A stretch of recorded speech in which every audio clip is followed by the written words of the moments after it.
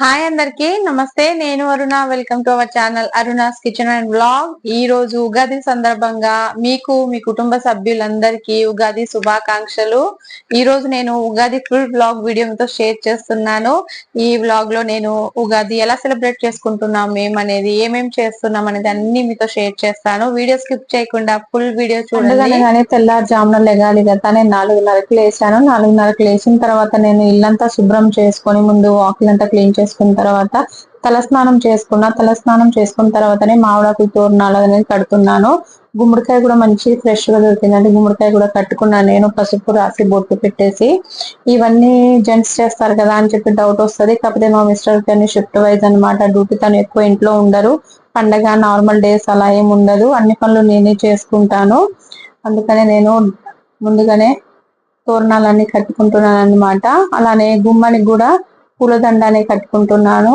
ఇలా గుమ్మానికి నాకు పూలమాల వేసుకోవడం వల్ల చాలా ఇష్టము. నేను ఎప్పుడు ఇలా గుమ్మానికి తోరణం లాగా మామిడాకులను పూలదండ కట్టుకుంటాను.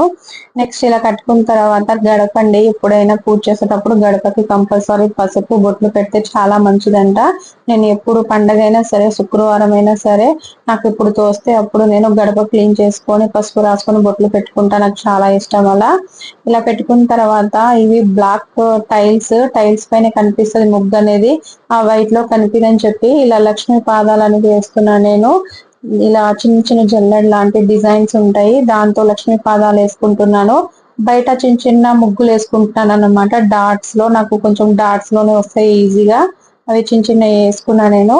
ఇలా లక్ష్మీ పాదాలు వేసుకోవడం వల్ల ఇంట్లో లక్ష్మీదేవి వస్తుందని చెప్పి నాకు అదొక సాటిస్ఫై ఉంటది. అలా వేసుకున్న తర్వాత కొంచెం కుంకుమ వేసుకొని అలా పూలు పెట్టుకుంటాను ప్రతి పండక్కి. రోజు మాత్రం ఇలా లక్ష్మీ పాదాల ముగ్గు మాత్రం కంపల్సరీ పెట్టుకుంటాను. పండగ అనగానే ముందు రోజు చేసుకునే పనులు, ఆ రోజు పొద్దున చేసుకునే పనులు చాలా ఉంటాయి.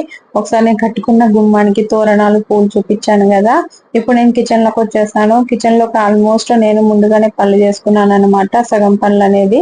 అవి ఏమేమి చేశాను కూడా చెప్తాను నేను. ఇలా పాలు పొంగించుకుంటున్నాను. నా దగ్గర 4 బర్నర్ స్టవ్ ఉందండి. 4 బర్నర్ స్టవ్ ఉంటేనే నాకు పని త్వరగా అవుతుంది. నేను చేసే తక్కువ క్వాంటిటీ అయినా సరే రెసిపీస్ ఎక్కువ ఉంటాయి మా ఇంట్లో. ఇలా పండగ రోజు పాలు పొంగించుకోవడం వల్ల చాలా మంచి జరుగుతుంది.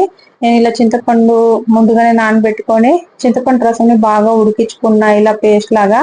ఇవి తాలింపు వేసుకొని రైస్ లో కలుపుకుంటే పులిహోర అనేది రెడీ అయిపోతుంది. పిండి కూడా గ్రైండ్ చేసుకొని పెట్టుకున్నాను. అలానే టమాటా పప్పు అనేది చేసుకున్నాను అనమాట. టమాటా పప్పులోనే కొంచెం పప్పులో చింతపండు రసం వేసుకొని పప్పు చారు పెట్టుకున్నాను. ఇలా చూసారు కదా, పరమన్నం కూడా రెడీ అయిపోతుంది. ఇది పులిహోరకు కూడా రైస్ పెట్టేసా, వడలు కూడా వేసుకుంటున్నాను. ఇలా 4 బర్నర్లు ఉంటే నాకు చాలా తక్కువ టైంలో ఎక్కువ రెసిపీస్ అయిపోతుంది. పులిహోర కూడా కలిపేశానండి, చూడండి. వడలు కూడా చక్కగా రెడీ అయిపోయింది.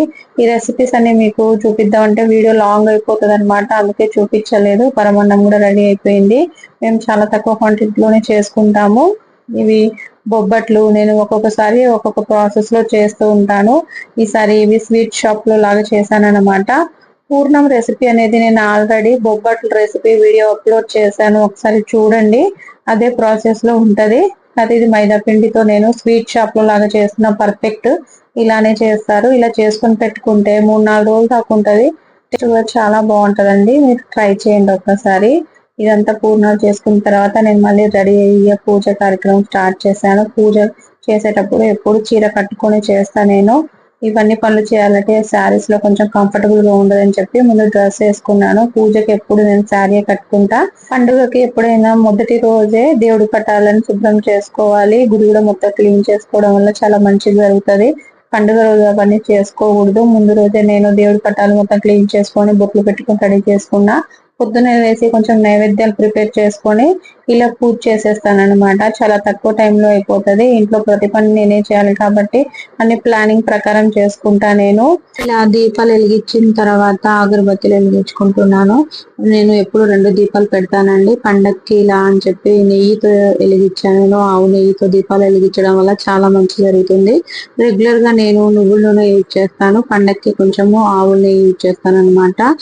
ఇలా నైవేద్యానికి పరమన్నము కొబ్బరికాయ కొట్టేసి నేను కర్పూరంతో ఆరతిస్తున్నాను. ఆరతి ఇచ్చేటప్పుడు మా పిల్లలు వచ్చేసారు.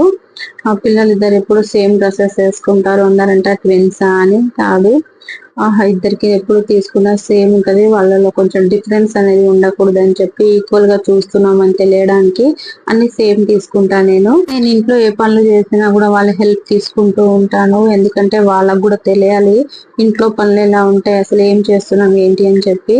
ఆడపిల్లలు ఉంటేనే అన్ని తెలుసుకుంటారని చెప్పి చాలా మంది అనుకుంటారు, అలా కాకుండా అబ్బాయిలకు కూడా అన్ని నేర్పించాలి. వాళ్ళు పెద్దగా అయిన తర్వాత మన దగ్గర ఉండరు కదా, ఎప్పుడు హైయర్ స్టడీస్ కైనా బయట వెళ్ళాలి, అప్పుడు ఇబ్బంది పడకుండా ఉండడానికి అని చెప్పి చిన్నప్పటి నుంచే కొన్ని కొన్ని టిప్స్ నేర్పిస్తుంటే వాళ్ళకి చాలా బాగుంటది. ఇప్పుడు నేను ఉగాది పచ్చడి చేసుకుంటున్నాను పూజ అయిపోయిన తర్వాత. ఒక్కొక్కరు ఒక్కొక్క విధంగా చేసుకుంటారు, నేను ఏ విధంగా చేస్తున్నానో చూపిస్తాను. నేను చింతపండు రసం అనేది వేసుకుంటున్నాను అనమాట. చింతపండు వల్ల మనకి పులుపు టేస్ట్ అనేది తెలుస్తుంది, దీని వల్ల మంచి డైజెషన్ కూడా అవుతుంది. పులుపుకి బ్యాలెన్స్ అవ్వడానికి అని చెప్పి తీపి కోసము నేను బెల్లం యూజ్ చేస్తున్నాను. ఈ బెల్లంలో ఈ రెండు బ్యాలెన్స్ చేయడానికి కారం కోసం నేను మిరియాల పొడి యూజ్ చేస్తున్నాను. మనం మిరియాల పొడి వేయడం వల్లనే మనకి పర్ఫెక్ట్ ఉగాది పచ్చడి అనేది టేస్ట్ వస్తుంది. పాతకాలంలో మిరియాల పొడి సొంటి అనేది వేసేవాళ్ళు. దీంట్లో రా మ్యాంగో అనమాట, చిన్న చిన్న మ్యాంగోస్ ముక్కలు కట్ చేసుకొని వేసుకుంటే వగరు టేస్ట్ అనేది మ్యాంగో నుంచి మనకు వస్తుంది. వేప పూల పూతను కూడా వేసుకోవాలి, అలానే ఉప్పు అనేది యాడ్ చేసుకోవాలి. ఈ 6 రుచులను కలిపితేనే షడ్ రుచులు అని చెప్తారు.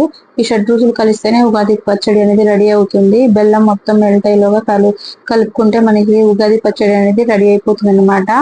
మన లైఫ్ లో అనుభవించగలిగే సందర్భాల్లో తీపి, పులుపు, కారం, చేదు, వగరు, ఉప్పు అన్ని కలిపి ఉంటాయి. ఇది మన జీవితంలో అనేక కారణమైన అనుభవాలని అర్థం చేసుకోవాలి.